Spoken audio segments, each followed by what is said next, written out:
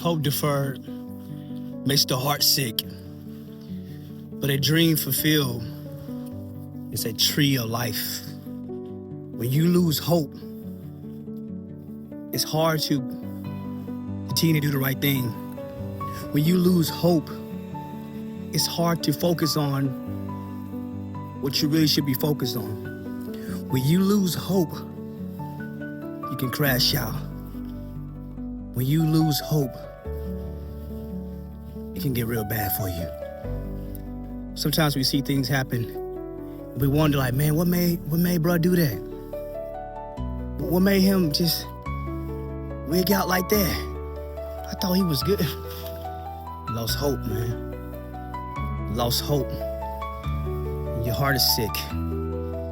But a longing, a dream fulfilled is a tree of life. What does that mean?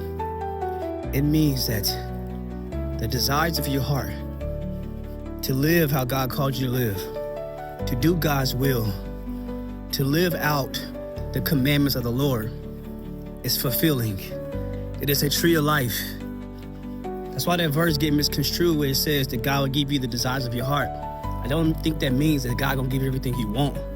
I think that means that God will tell you what you ought to desire. So the dreams you ought to have is to live out how God called you to live. The dreams you ought to have is to be the man of God that God called you to be. Don't lose hope and don't crash out.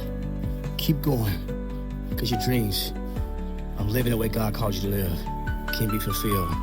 And it's a tree of life.